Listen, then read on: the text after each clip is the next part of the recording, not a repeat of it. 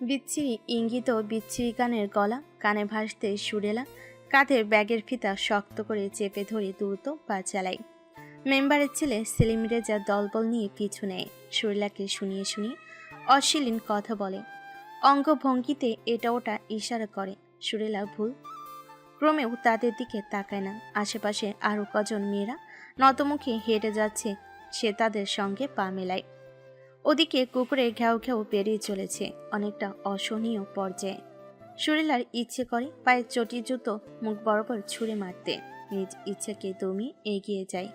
সামনে মজিদের বাড়ির পুকুরের পাশে আম গাছের গোড়ায় শান বাঁধানো বসার জায়গায় চেনা পরিচিত লোক দেখে সুরেলার মনে সাহস সঞ্চয় হয়।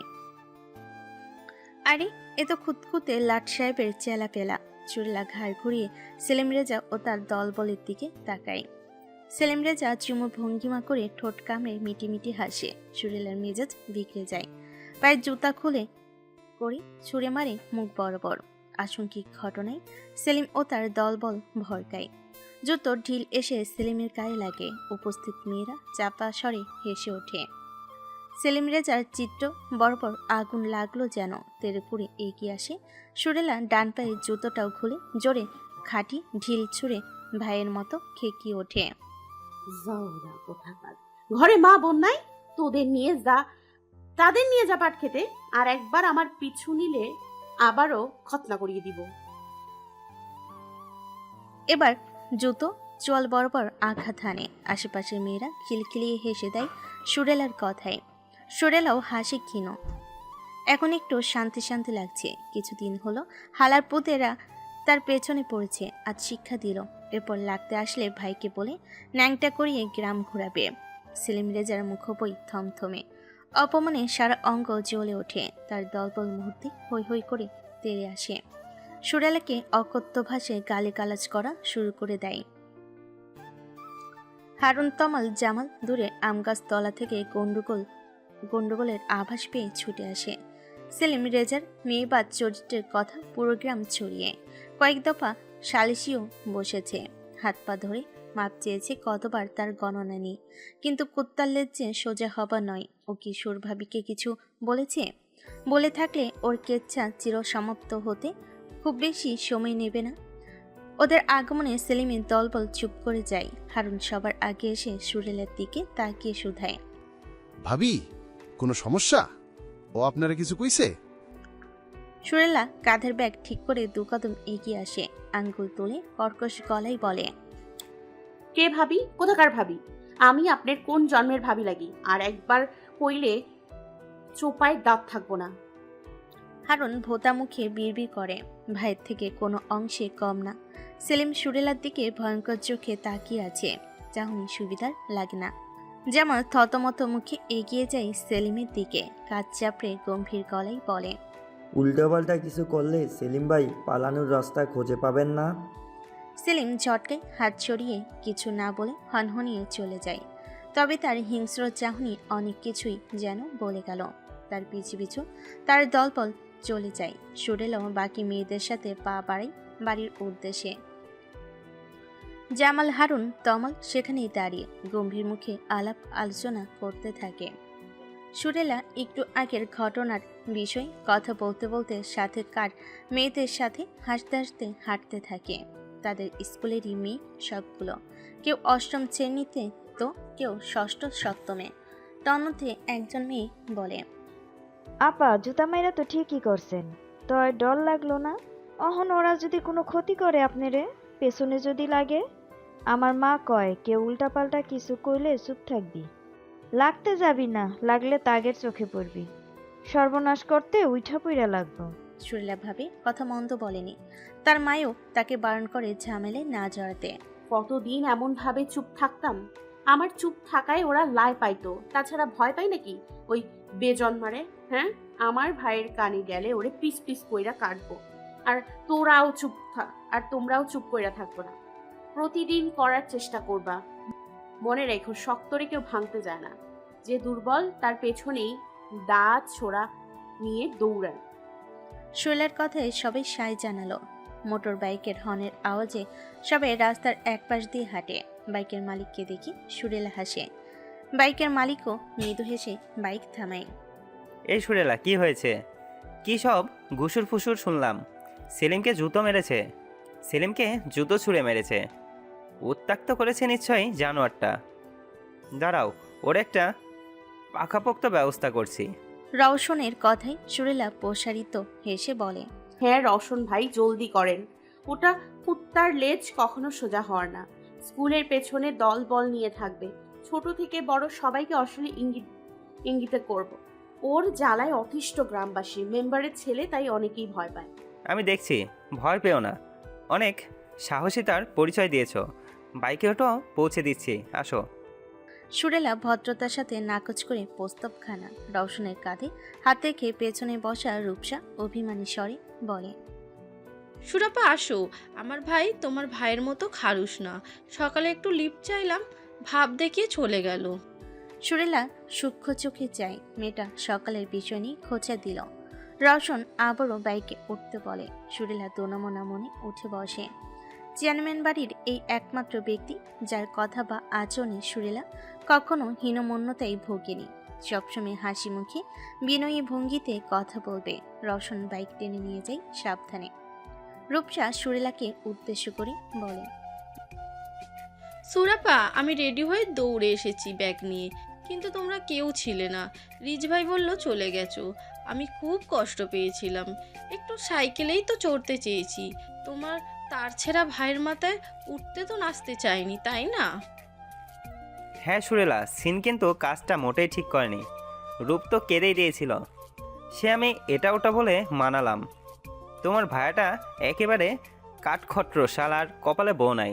রওশনও বোনের সাথে যোগ দেয়। সুরেলা হেসে বলে।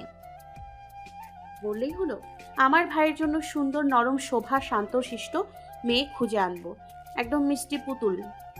হ্যাঁ, এন দুদিন না যেতেই বউ ব্যাগপত্র গুছিয়ে বাপের বাড়ি চলে যাবে। তোমার ভাইয়ের যা মেজাজ, বাপরে। রূপসার ভৎসনায় হাসি সুরেলা আত্মবিশ্বাসের সাথে বলে। ধারণাটা ভুল, মেজাজি মানুষ কিন্তু বউরে বেশি ভালোবাসে। আমার ভাইও বাসবো, একেবারে আদরে সোহাগে ভৈরা রাখবো।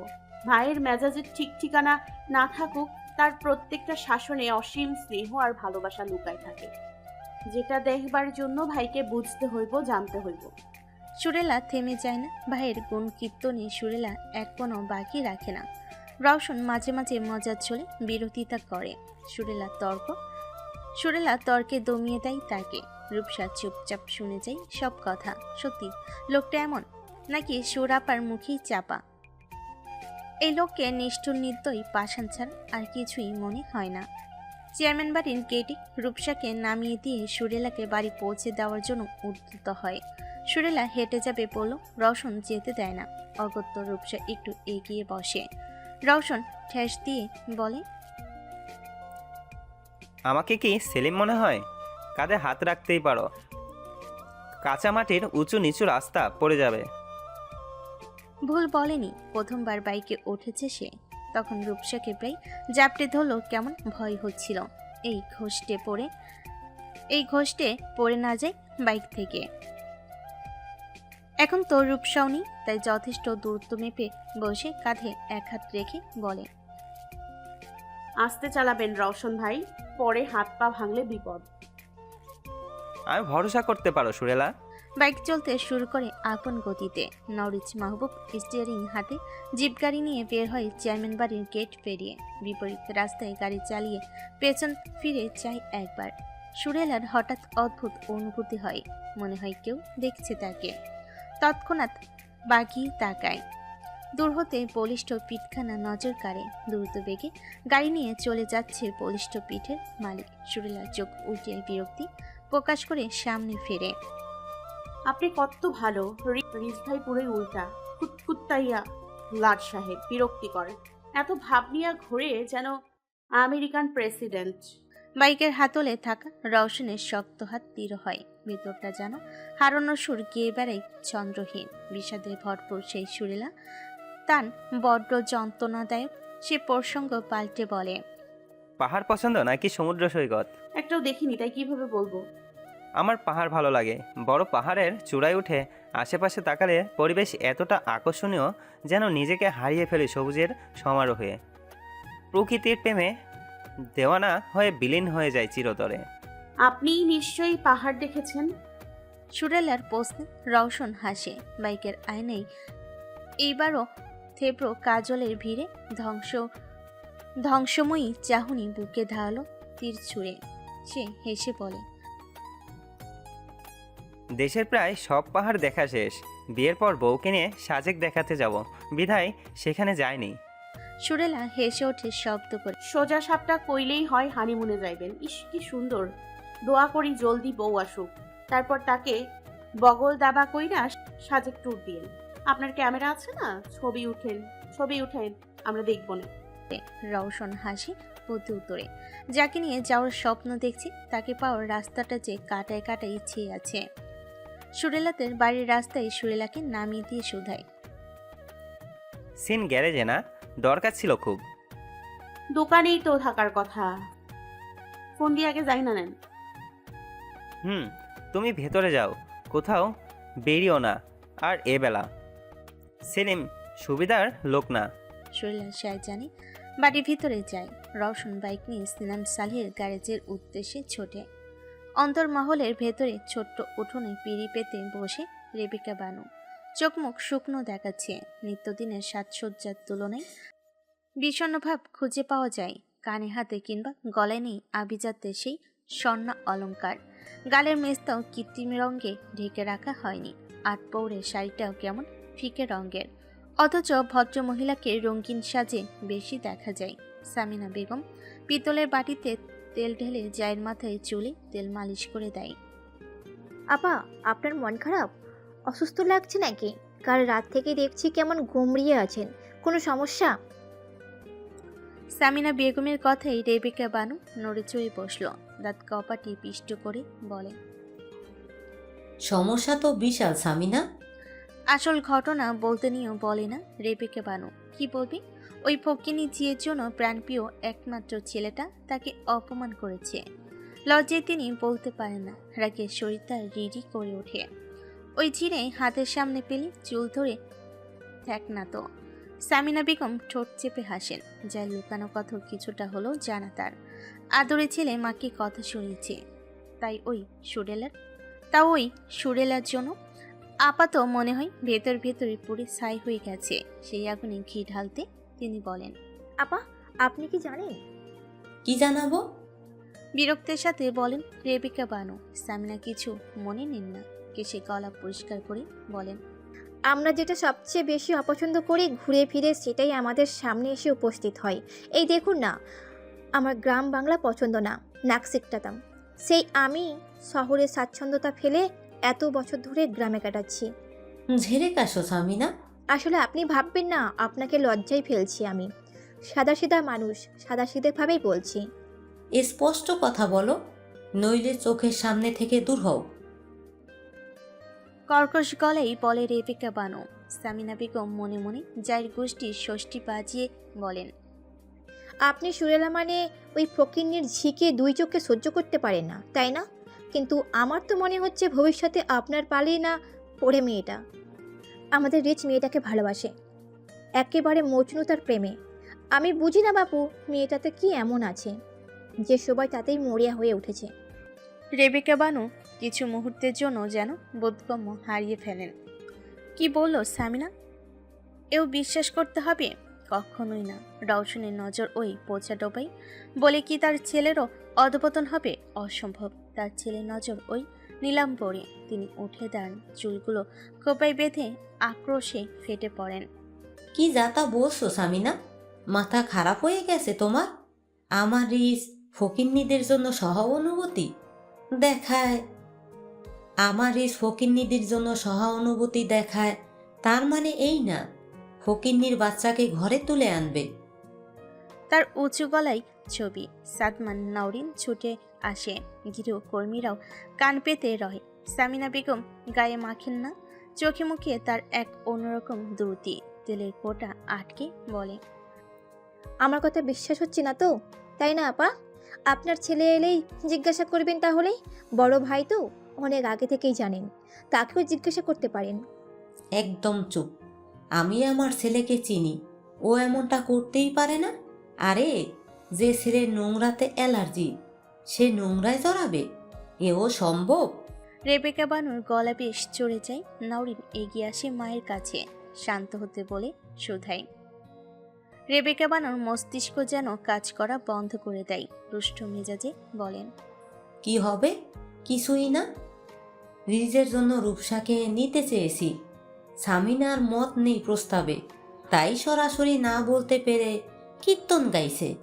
সামিনা, তোমার মেয়েকে তোমার কোলেই রাখো, করবো না টানাটানি। সুন্দর সুশীল মেয়েদের অভাব পড়ছে বুঝি? সামিনা বেগম রেগে যান। আপা কি উল্টোপাল্টা বলছেন আপনি? কোথাকার কথা কোথায় টানছেন? আপনার আমার কথায় বিশ্বাস না হলে নিজের ছেলের কাছ থেকেই শুনবেন।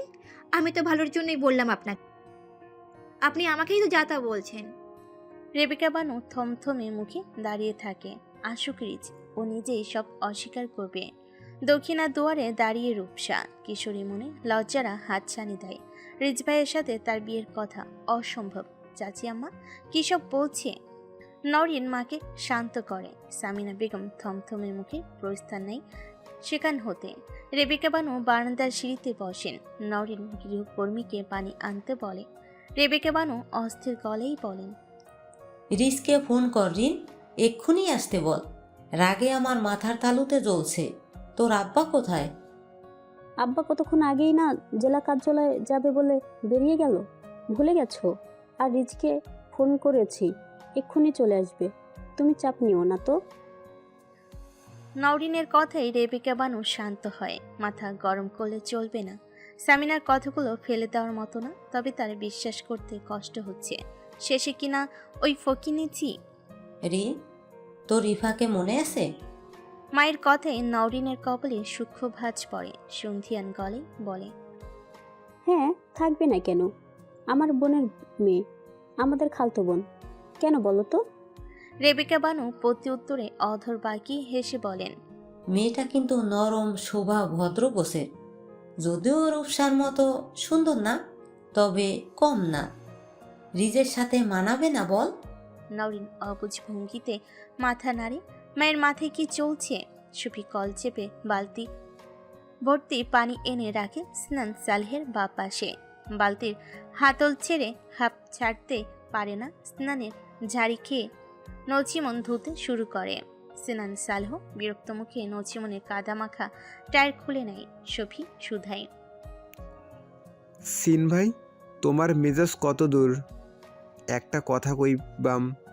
মেজাজ এমন মাথায় আন্ডা রাখলে তাপে বাচ্চা দিব, চুপ থাক যে। ধমকে সফির মুখখানি চুপসে যায়, তবু বলে, বউ পাইলে মেজাজ পানি হইয়া যাইতো। জলদি বিয়ে করো, আম গড়েও তো দাওয়াত খাওয়ার সুযোগ দাও। খিটখিটে স্নান সালেহ বইয়ের কথা শুনে মুচকি হাসে। সফি অবাক হয়ে বলে, হাসতেছো কেন? বউয়ের কথা শুই না তোমার গাল লাল হইয়া গেছে সিন ভাই? তোমার তো বিয়ে করা অতি সত্বর ফরজ হইয়া গেছে। সিনান পাঞ্চারকিত টায়ারটা গড়িয়ে নিয়ে যেতে যেতে বলে, বউ তো গাল লাল করারই জিনিস সফি, বিয়াও শীঘ্রই করবো। এই ঝড় বাদলার রাতে একা থাকতে ডর লাগে, বউ থাকলে ডর ফুস। সফি পাখা চোখে তাকায়। সিনান হাসি মুখে কাজ করে যায়। সফি কিছু সময় পর আবারও শোধায়, তোমার ওই দলের কি হইল? ঘর তুলবা কবে? রিজ ভাই তো মনে হয় সব ঠিকঠাক করাইয়া দিছে। ভাই কত ভালা, তাই না? তা দিছে তো এই শালা কোন জোশ? বড় বুজুর্গরা সবাই কিছু না কিছু দিছে, শালা এক পায়ও দিল না। বলে কি না এতদূর পর্যন্ত আগা দিলাম, আবার টাকা চাস, শরম করে না? তখন মন চাইছিল ঘাড় ধইরা পোষা ডোবাই চুবাই, শালার ভাব দেখলেই গা জ্বলা যায়। নেহাত সাহায্য করছে, এই কাজ চুপ ছিলাম। সফি কাজ বাদ দিয়ে এগিয়ে এসে বলে, কনে ভাব দেখায়? ভাই তো সেই ভালা, একটু খুঁতখুঁতটা, ওইটা সমস্যা না। আমার না হেরে খুব ভালো লাগে। সিনান বাঁকা চোখে চাই। সফি মাথা চুলকে কিভাবে কি বলবে বুঝতে পারে না, তবে ভাইকে বলা উচিত মনে হচ্ছে। সে মাটিতে পায়ে বৃদ্ধাঙ্গুল খুঁটে মিনমিনিয়ে গলেই বলে, রিজ ভাইয়ের সাথে আমাগরে সুরাপারে মানাই তো খুব, তাই না? সিনানের হাত থমকায়, খানিকটা বিস্ময়কর চাহনি নিক্ষেপ করে বলে, কি সব আজগুবি কথা কর সফি, কামচোর, যা কাম কর। সফি যায় না। সিনান নিজের কাজে ব্যস্ত হয়ে পড়ে। বাইকের লাগাতার হর্নের আওয়াজে সিনান গলার গামছা খুলে ক্ষিপ্ত গতিতে ছুঁড়ে খ্যাক করে বলে ওঠে, শালা সম্বন্ধী কানের কাছে আইসা প্যাপু মারাও, চ্যাটের বাল আমারই পায় সব। তার ভৎসনায় হাসি রওশন মাহবুব বাইক থেকে নেমে কালিমাখা ময়লা গামছাটা হাতে তুলে সফির গলায় ঝুলিয়ে দেয়। দোকানে সিমেন্টের খুঁটিতে ঠ্যাস দিয়ে দাঁড়িয়ে রাজভারী স্বরে বলে, শালা বোন দিবি কিনা বল। সিনান ত্যক্ত শ্বাস ফেলে ভাবলেশীন মুখে বলে, মানা করলাম কবে? রওশন প্রশস্ত হাসে সোজা হয়ে দাঁড়িয়ে শার্টের কলার ঠিক করে, খানিকটা লাজুক ভঙ্গিমা ফুটিয়ে অতি বিনয়ের সাথে বলে, ভাবি শালাবাবু, আমি রওশন মাহবুব খান আপনার কাছে আপনার বোনের জন্য বিবাহ প্রস্তাব আনিয়েছি। বর্তমানে আমি বেকার হইলেও অতি শীঘ্রই একখানা চাকরির বন্দোবস্ত করিব। আপনার বোনের যথাযথ ভরণ পোষণের দায়িত্বের সহিত আমি মন প্রাণ উজাড় করিয়া তাহারে অতি যত্নের সহিত আগলাইয়া রাখিব। আপনি অনুগ্রহপূর্বক আমার প্রস্তাবখানা গ্রহণ করিয়া আমার প্রতি কৃপা দৃষ্টি ফেলিবেন। আশা করি নিরাশ করিবেন না। সফি গোমরা মুখে এক কোণেই দাঁড়িয়ে আছে। রওশন ভাই অনেক ভালো, তবে সুরাপার লগে রিজ ভাইরে মানাইব। সিন ভাই জানি মানা কইরা দেয়। সিনান সালেহ চোখ উল্টিয়ে বিরক্ত প্রকাশ করে কিছু বলবে, রওশন দ্রুত এগিয়ে এসে সিনানের মুখ আটকে দেয়, হাত দিয়ে নাটকীয় ভঙ্গিতে বলে, না শালাবাবু না, ভুলেও নিরাশ করিবেন না। আমি আরও কিছু কথা বলিতে চাই, একটু ধৈর্য ধরিয়া শোনার চেষ্টা করিবেন। আমার পরিবার আপনার বোনকে মানিয়া নিতে গড়িমসি করিব, ইহাই বলিতে চাইতেছেন তাই না? সিনান কিছু বলতে পারে না। সমন্তীর বাচ্চা পেছন থেকে হাত দিয়ে মুখ চেপে ধরেছে, সে চাইলেই ছাড়িয়ে নিতে পারে, তবে বন্ধুর নাটকীয়তায় সায় জানিয়ে মাথা নাড়ল। রওশন হাস্যোজ্জ্বল মুখে বলে, আমি ঢাকায় একখানা চাকুরি জুটিয়ে বউকে লইয়া সেখানেই উঠিবার বন্দোবস্ত করিব, মাস্টার্স ডিগ্রিও অর্জন করিব। আপনার বোন সকল প্রকার পারিবারিক ঝুটঝামেলা হইতে দূরেই থাকিবে। বছর অন্তর অন্তর বেড়াইতে আসিবে শ্বশুরালয়ে। ইহার পরেও আপত্তি দেখাইলে আপনারে উল্টো করিয়া ঝুলাইয়া পেদাইব। এখন আপনিই সিদ্ধান্ত লন। চারা পেয়ে সিনান ঘন ঘন শ্বাস টানে। আহমক এতটা জোরে চেপে ধরেছিল যে আর একটু হলে পটল তুলতে যেত। আমার সিদ্ধান্ত এই, বাপকে বল বাড়ি এসে প্রস্তাব দিতে, বাকিটা পরে ভেবে দেখব। নীলর্জের মতো নিজের বিয়ের প্রস্তাব নিজেই নিয়ে এসেছিস, লজ্জা করে না? সিনানের স্বাভাবিক শান্ত গলা। রওশন একটু অবাক হলেও প্রকাশ করে না। বন্ধুর সাথে জোর জবরদস্তি কোলাকুলি করে, যেন বিয়ে সম্পূর্ণ হয়ে দুজন সম্বন্ধী বনে গেছে। সিনান মুখ বিকৃত করে খ্যাক করে বলে, ছাড়বে, একদম গায়ে পড়বি না। রাজি হয় নাই আমি, কইলাম পরে ভাইবা দেখবো স্যার। রওশন ছেড়ে দেয়, মাথা চুলকে হেসে বলে, সিন, তুই কিন্তু আমার ন্যাংটাকালের বন্ধু, আমার মনটা ভাঙিস না অনুরোধ।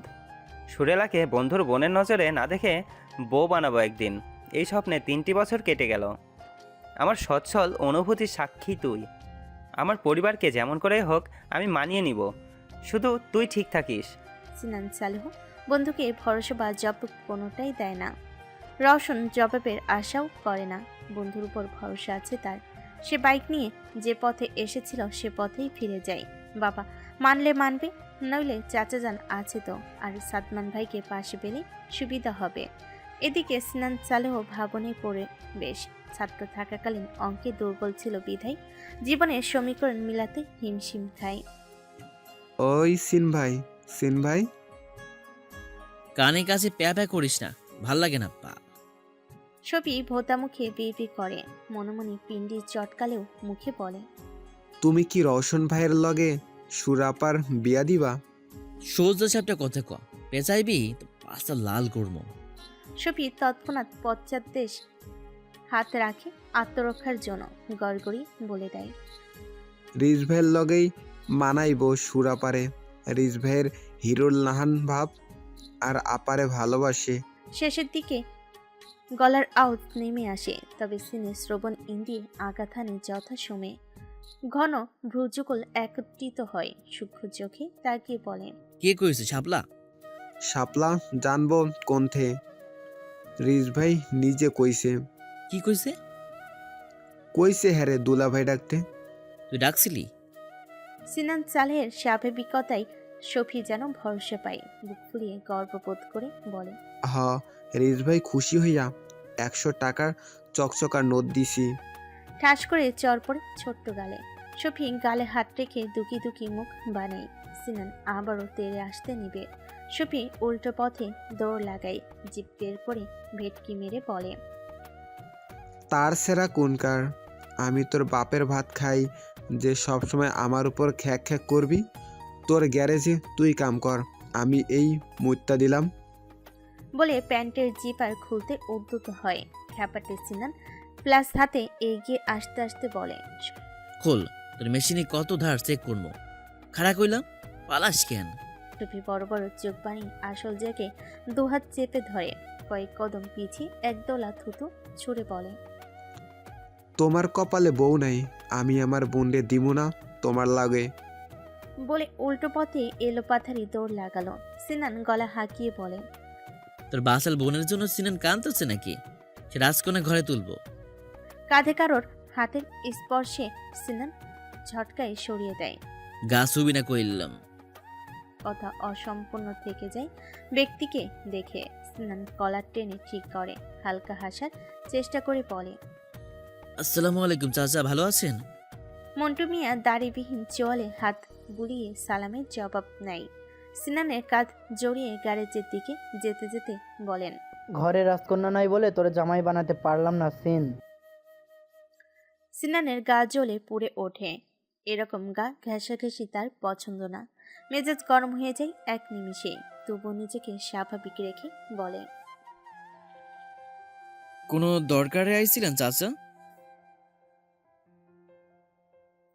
মন্টু মিয়া মিষ্টি স্বরে হাসেন। হাসিতে ভদ্রলোকের চেহারায় এক আলাদা দ্রুতি ছড়িয়ে পড়ে। সিন খেয়াল করে লোকটার চেহারা, স্রোত আর মিষ্টি মিষ্টি চিড়ে ভেজানো কথাগুলো অপর পক্ষকে খুব করে প্রভাব ফেলে।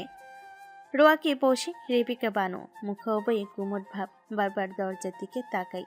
এই বুঝি ছেলে এলো আর সবটা অস্বীকার করে মাতৃ মনকে প্রশান্তি দিল। উত্তরমুখী সিঁড়িতে বসে ছবি, পাশেই সুরেলা গালে হাত দিয়ে চিন্তিত মুখে বসে আছে। এই চাচি আম্মাও না, সবসময় বাড়াবাড়ি করবে, একদম বাংলা সিনেমার দাজ্জাল শাশুড়ি। সুর আপার কপালে বেশ দুঃখ আছে, তবে রিজ ভাই সব ঠিকঠাক সামলে নিবে। মা বইয়ের মাঝে দেওয়াল হয়ে দাঁড়াবে, ভাবতেই চোখ মুখ উজ্জ্বল হয়ে। তবে নিমপাতার রস মুখে লাগিয়ে থাকা বোন জামাইকে দেখে মুখটা চুপসে যায়। এই দুলাভাই আর কখনো হাসলো না। এত রসকসীন মানুষ হয়? দুলাভাইরা হবে রসিক, হাসি খুশি মজার মানুষ। আর তার বোন জামাইকে বেরসিক বলল, বেরসিকদের অপমান করা হয়, পুরাই নিমগাছ। সে বিরক্ত হয়ে মুখ মুচড়ায়। ব্যাপারটা খেয়াল করতে সাদমানের গম্ভীর মুখটা অপমানে থমথমে হয়ে যায়। ছবির কোলে আপেল দিয়ে বলে, খাও। আপেল দেখে ছবির নাড়ি ভুড়ি উল্টে উঠে যেন কিছু বলবে, তার মুখের কথা কেড়ে নিয়ে রূপসা বিনয়ী গলায় বলে, আপু আপেল পছন্দ করে না ভাইয়া, বেদেনাও খায় না, কমলা লেবু পছন্দ করে। আপেলে কি সমস্যা? এটা অনেক উপকারী। ছবি আর চোখে ছোট বোনের দিকে তাকি গোমরা মুখে আপেলে কামড় বসায়, কিন্তু গলা দিয়ে নামতে পারে না। ব্যর্থ ভরা চাহনিতে চোখ তুলে তাকায়। সাদমান বুঝতে পেরে হাত থেকে আপেলটা নিয়ে বলে, জোর করে খেতে হবে না। রূপসা আর চোখে তাকিয়ে আবারও ভেঙচি কাটল। বোন জামাইকে তার আগাগোড়া কোনো দিকেই পছন্দ না। সে কিছু বলবে তার আগেই কাঠের বিরাট বড় রাজকীয় দরজা ঠেলে ভেতরে আসে নওরিজ মাহবুব খান। ছেলেকে দেখে রেবেকা বানু দেহে যেন প্রাণ সঞ্চার হয়। উঠে এগিয়ে আসেন ছেলের কাছে। তবে ছেলের হাল দেখে কুঞ্চিত হয় ললাট। ঘামে ভিজে চুপচুপে গা, চেক শার্টটা গায়ে লেপটে, চুলগুলো এলোমেলো হয়ে। কপাল পেয়ে ঘাম নয়, যেন বৃষ্টির ফোঁটা পড়ছে। রক্তিম চোখে মুখে রাগের বহিঃপ্রকাশ। তবে তার নজর বিদ্ধ হয় ছেলের হাতে। ময়লা মাখা একজোড়া জুতা। তিনি বিস্ময়ের সাথে শুধান, আব্বা, এ কি হাল আপনার? কি হয়েছে? আর হাতেই নোংরা জুতোই বাকার, এক্ষুনি ফেলুন। ছেলে জুতো জোড়া ফেলার হেলতোল না দেখে ভদ্রমহিলা নিজেই বাঁ হাত থেকে জুতা ফেলার চেষ্টা করেন। নরিচের হাতের মুঠো শক্ত হয়, ছাড়েন না জুতো জোড়া। রাশভারী স্বরে বলে,